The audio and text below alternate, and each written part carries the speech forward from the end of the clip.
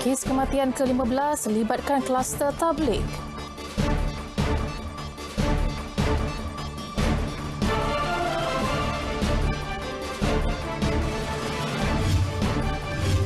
Kesesakan berkurang, kadar pematuhan Perintah Kawalan Perjalanan meningkat.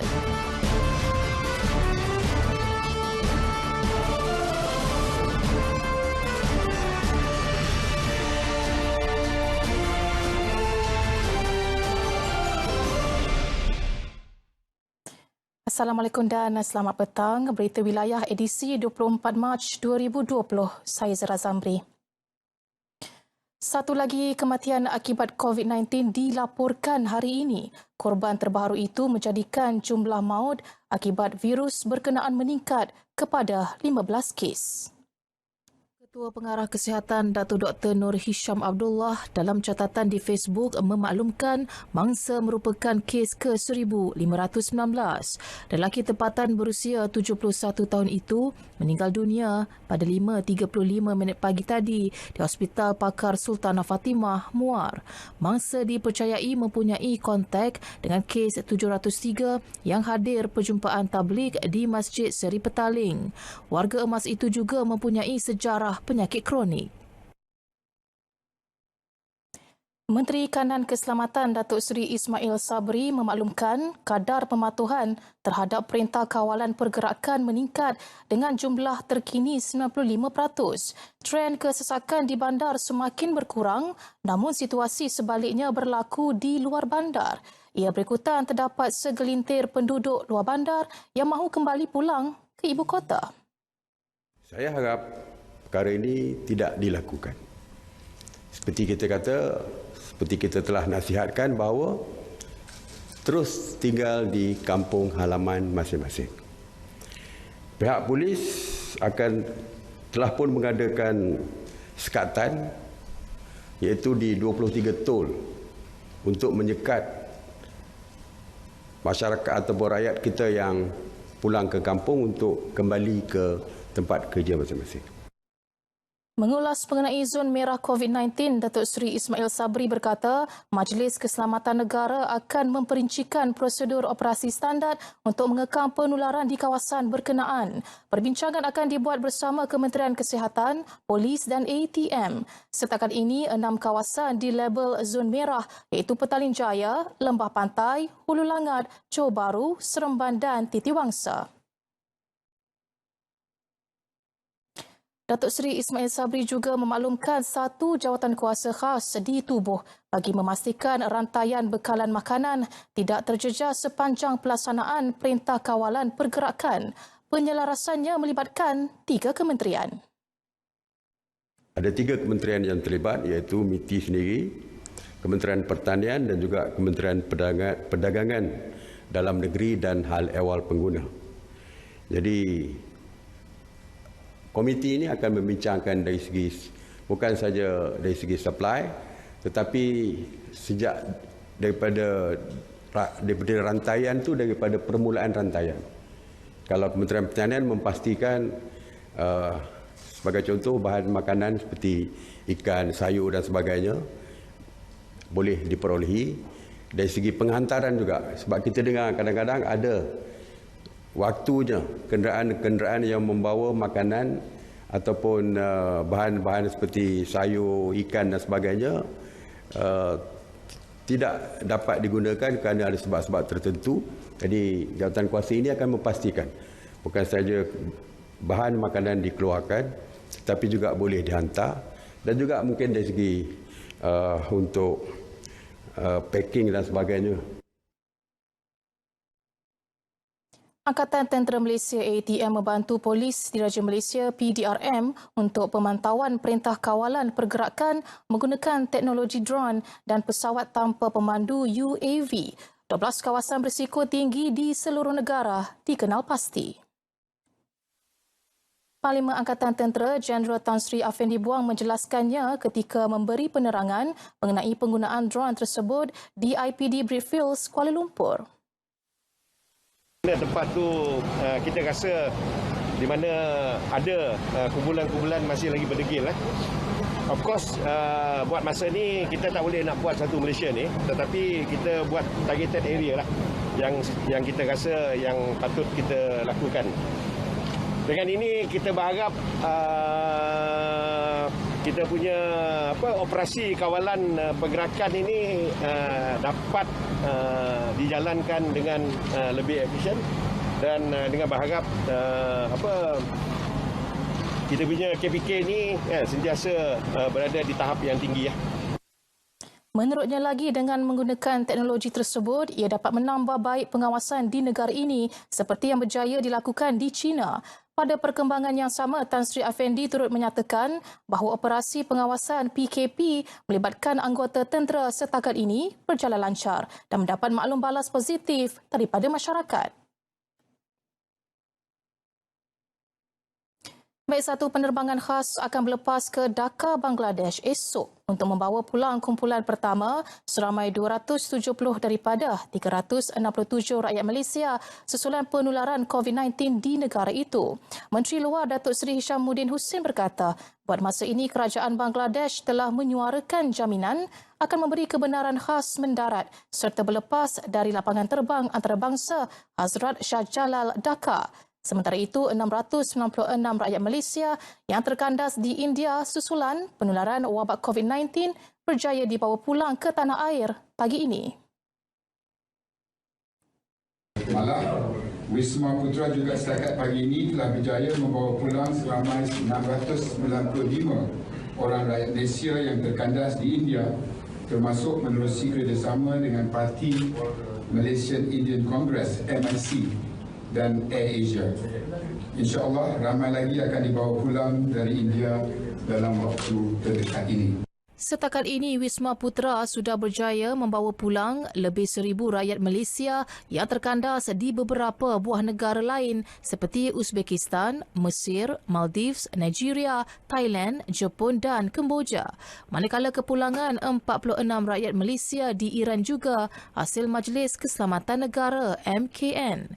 Berhubung situasi semasa di Itali, pihaknya dengan kerjasama MKN dan perwakilan Malaysia di negara itu sedang berunding mendapatkan kebenaran mendarat khas untuk pesawat Malaysia bagi mempermudah urusan repatriasi.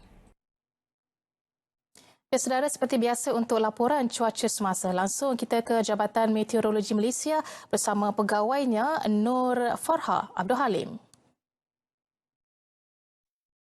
Assalamualaikum dan salam sejahtera kepada semua penonton. Masih lagi bersama Map Malaysia untuk perkembangan cuaca pada petang ini. Kita terus perhatikan kepada paparan imej gema radar untuk semenanjung Malaysia, ribut petir dan juga hujan lebat yang sedang berlaku di kebanyakan tempat, terutamanya melibatkan negeri-negeri pantai barat semenanjung Malaysia ini, masih lagi dijangkakan akan berterusan sehingga ke awal malam nanti. Begitu juga dengan hujan di 1-2 tempat yang telah pun masuk melibatkan negeri Kelantan dan juga Terengganu, dijangkakan akan mula reda pada awal malam nanti juga. Seterusnya untuk negeri Sabah dan Sarawak, keadaan cuaca lembap lebih tertumpu di bahagian pantai barat dan juga di bahagian Tawau Sabah. Begitu juga dengan negeri Sarawak, keadaan cuaca lembap ini lebih tertumpu di bahagian barat dan juga Limbang Sarawak dan dijangkakan akan berterusan sehingga ke malam nanti juga. Seterusnya kita lihat kepada paparan carta angin permukaan, iaitu rantau negara kita yang masih lagi menerima tiupan angin dari arah timur laut dengan kelajuan yang agak sederhana, iaitu antara 20 hingga 30 km sejam. Namun demikian, tiada sebarang amaran angin kencang dan laut gelora yang dikeluarkan oleh jabatan buat ketika ini. Sekian saja informasi cuaca untuk petang ini. Seterusnya kita lihat ramalan cuaca bagi bandar-bandar utama di seluruh Malaysia sepanjang malam nanti. Saya Farah Halim. Assalamualaikum.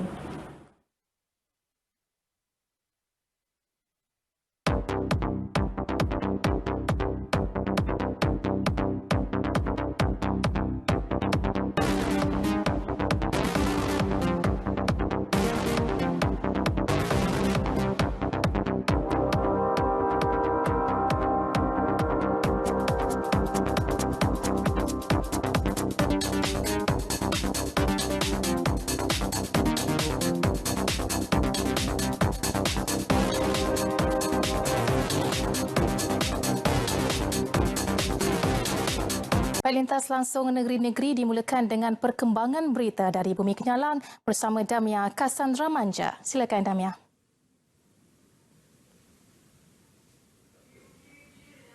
Baik, terima kasih Zahira. Assalamualaikum dan salam hormat. Sebuah klinik penyakit pernafasan sementara ditempatkan di Arena Bowling Padang Sarawak Kompleks Stadium Petrajaya mula dibuka kepada penduduk sekitar Bandaraya Kuching hari ini. Beroperasi setiap Isnin hingga Jumaat bermula pukul 8 pagi hingga 5 petang. Kecuali cuti umum, perkhidmatan klinik ini bagi memudahkan orang awam untuk melakukan saringan kesihatan dalam usaha mengekang penularan COVID-19. Menteri Perumahan dan Kerajaan Tempatan Datuk Seri Dr. Sim Kuhian ketika dihubungi pemberita RTM menegaskan semua petugas di klinik terbabit diwajibkan menggunakan pakaian yang ditetapkan. Ia termasuk penggunaan perlindungan peribadi sebagai langkah berjaga-jaga. Selain itu, beliau menasihati orang awam yang melakukan saringan kesihatan supaya bersikap jujur tentang sejarah perjalanan atau mempunyai hubungan kontak rapat yang disahkan positif COVID-19 kepada petugas. Manakala individu yang mempunyai gejala COVID-19 dan sejarah perjalanan diminta melakukan saringan di Kompleks Belia dan Sukan Negeri Sarawak di Jalan Tun Ahmad Zaidi Idrus, Kuching. Terdahulu, Datuk Seri Dr. Sim bersama pengerusi Jawatan Kuasa Pengurusan Bencana Negeri yang juga Timbalan Ketua Menteri Datuk Ahmad Douglas Ugambas melakukan tinjauan di klinik berkenaan. Sebanyak 139 pos pemeriksaan Perintah Kawalan Pergerakan PKP ditempatkan di seluruh negeri ini. Menurut Pesuruhjaya Polis Sarawak, CP Dato' Aidi Ismail, bilangan pos pemeriksaan akan ditambah sekiranya terdapat keperluan. Dato' Aidi Ismail berkata jumlah tersebut termasuk kawalan di perairan Sarawak untuk kawalan pergerakan di laut yang kini dibantu oleh Angkatan Tentera Malaysia. Jelas beliau, pelaksanaan PKP genap seminggu hari ini juga mendapati masyarakat semakin sedar tentang perintah ini dilakukan dengan kurangnya jumlah orang awam di jalan raya. Walaupun demikian, beliau mendedahkan satu tangkapan telah dilakukan kerana ingkar kepada arahan. Dato' Aidi memberitahu demikian semasa ditemu ramah secara langsung menerusi siaran cerita Pagi Sarawak di Kuching. Dalam perkembangan lain, beliau berkata kegiatan jenayah seperti pecah rumah dan premis merekodkan penurunan sepanjang PKP ini, namun terdapat kes curi kenderaan dilaporkan.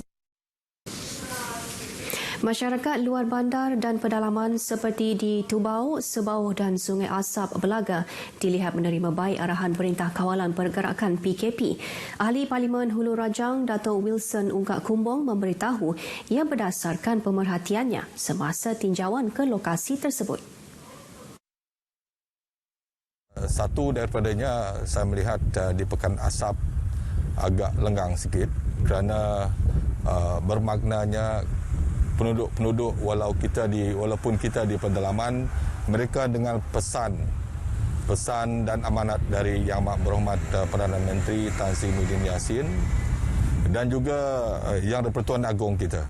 Datuk Wilson bersama pengerusi Jawatan Kuasa Tubau Jelalong, Tuai Rumah Licong juga berkesempatan menghantar sumbangan berbentuk minuman serta makanan kepada petugas operasi kawalan COVID-19 di Simpang Sungai Asap. Beliau menghargai pengorbanan para petugas, anggota polis, kaki tangan Klinik Kesihatan Sungai Asap, pejabat daerah kecil Sungai Asap dan rela yang komited melaksanakan tugas sejak 18 Mac lalu. Malah beliau turut menyambut baik tindakan pengurusan rumah-rumah panjang di kawasan tersebut yang menghalang pihak luar masuk ke rumah panjang mereka sepanjang tempoh PKP ini.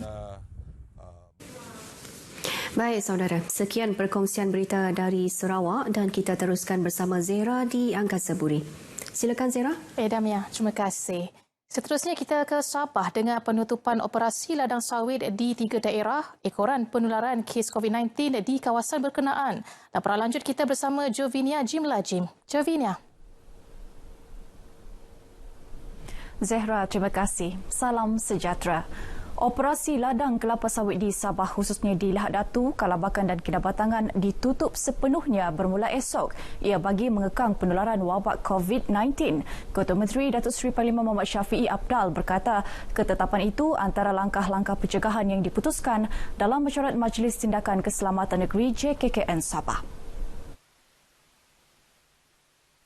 Datuk Muhammad Syafiee berkata penutupan operasi semua ladang dibuat berikutan beberapa kes positif COVID-19 di Lahad Datu dan Tawau melibatkan pekerja sektor perladangan. Ladang-ladang kita hentikan, lepas itu diikuti selepas itu setelah buah-buah yang dah pun diambil oleh ladang-ladang ini supaya jangan dia rosak dan kita hentikan pengambilan buah-buah. Oleh kerana di situ banyak sangat kontak.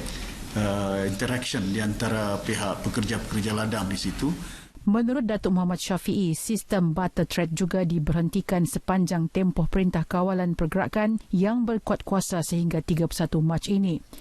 Beliau juga berkata semua jemaah tabligh dari negeri ini yang kembali dari Sulawesi, Indonesia akan dikuarantin. Usaha mengesan kumpulan tersebut yang dikenal pasti dari Beaufort, Kuala Penyu dan Tawau sedang giat dijalankan. Mengenai bekalan keperluan makanan bagi golongan terjejas di luar bandar, Datuk Muhammad Syafiee berkata semua wakil rakyat sudah membuat persiapan untuk membantu penduduk di kawasan masing-masing. Terdahulu, Ketua Menteri menyerahkan penutup hidung dan mulut serta cecair pembasmi kuman bagi kegunaan anggota Barisan Hadapan yang bertugas sepanjang tempoh Perintah Kawalan Pergerakan.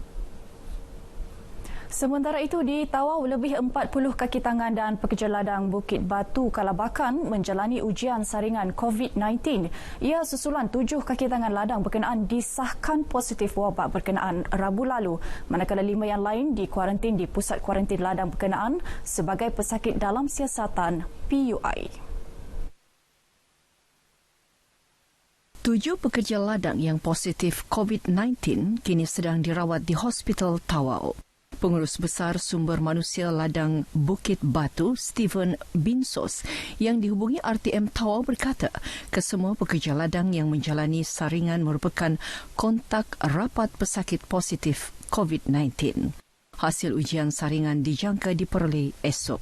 Kerja-kerja pembersihan dan penyahkuman di ladang tersebut telah dijalankan secara menyeluruh oleh kaki tangan Kementerian Kesihatan Malaysia, KKM Tawau. Sementara itu, Pegawai Pejabat Kesihatan Kawasan Tawau, Dr. G.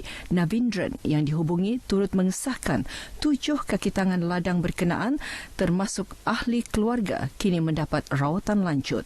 Sebelum itu, Ketua Pegawai Eksekutif Sahabat Sofort Berhad, SSB, Hatta Jaafar mengesahkan 2 kaki tangan termasuk seorang imam ladang berkenaan menyertai ijtimak di Masjid Seri Petaling Kuala Lumpur hujung bulan lalu. Seorang daripadanya disahkan positif COVID-19. Justru pengurus ladang Bukit Batu telah mengambil langkah drastik menghentikan operasi bagi mengelak lebih ramai pekerja dijangkiti wabak berkenaan. Tahap pematuhan rakyat Sabah terhadap Perintah Kawalan Pergerakan PKP kini 92%. Pesuruh Jaya Polis Sabah Datuk Zaini Jas berkata peratusan pematuhan itu menunjukkan peningkatan ketara setiap hari sejak PKP dilaksana 18 Mac lalu. Datuk Zaini berharap menjelang hujung bulan ini PKP akan dipatuhi sepenuhnya. Hasil penguatkuasaan yang dijalankan oleh pihak polis dibantu anggota tentera dan rela.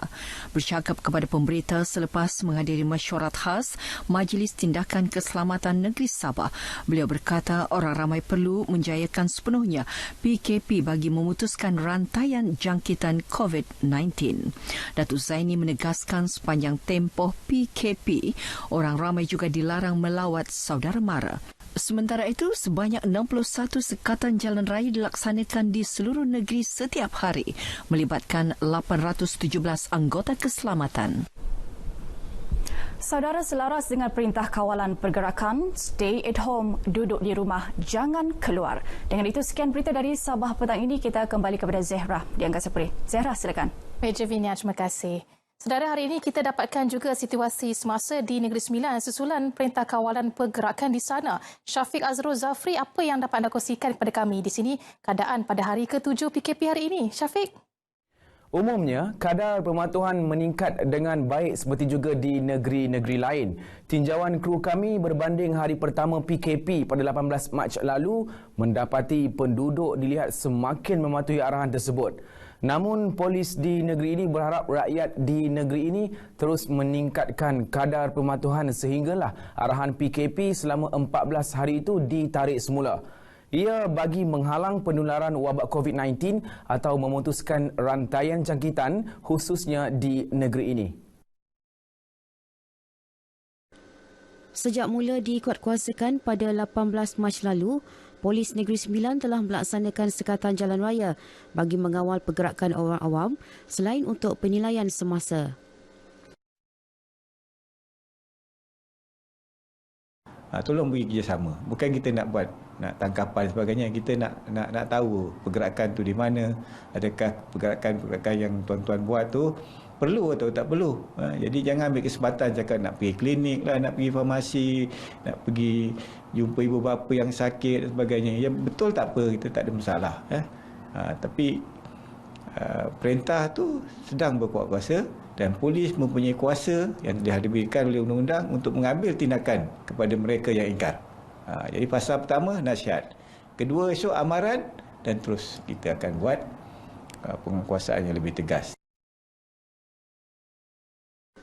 Selain sekatan jalan raya, rondaan tempat-tempat awam turut ditingkatkan.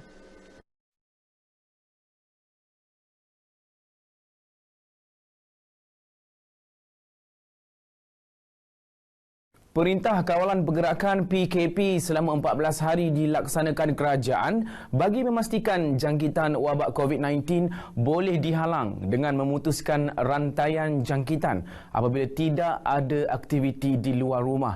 Justru masyarakat harus mematuhi segala peraturan ditetapkan kerajaan dengan tidak keluar rumah jika tidak ada keperluan mustahak. Menurut pakar Perubatan Kesihatan Awam, Jabatan Kesihatan Negeri, Dr. Muhammad Ismail, masyarakat perlu bersama-sama membantu kerajaan untuk melaksanakan tanggungjawab dengan mengambil langkah berjaga-jaga demi keselamatan diri dan keluarga. Jangan panik membeli barang mengikut keperluan dan kekal berada di mana anda berada sekarang serta jangan pulang ke kampung. Tujuan utama untuk memastikan bahawa kita punya masyarakat, rakyat semua ni untuk mengurangkan pergerakan, menghadapkan pergerakan masing-masing.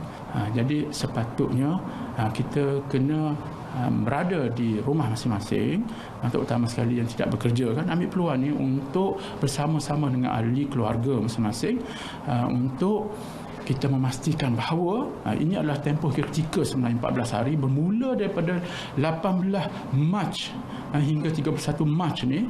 Kita nak memastikan bahawa insya-Allah selepas pada 31 Mac tidak adanya kes baru. Orang ramai juga dinasihatkan agar menggunakan penutup mulut dan hidung atau topeng muka jika tidak sihat, basuh tangan dengan cara yang betul dan sentiasa jaga kebersihan diri. Permintaan terhadap topeng muka serta cecair pembasmi kuman adalah tinggi dan dikategorikan sebagai too fast moving item sejak penularan wabak COVID-19.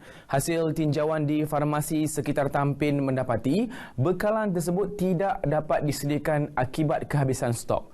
Manakala di farmasi sekitar Senawang, bekalan masih ada namun penjualan dihadkan kepada 2 keping bagi setiap pelanggan.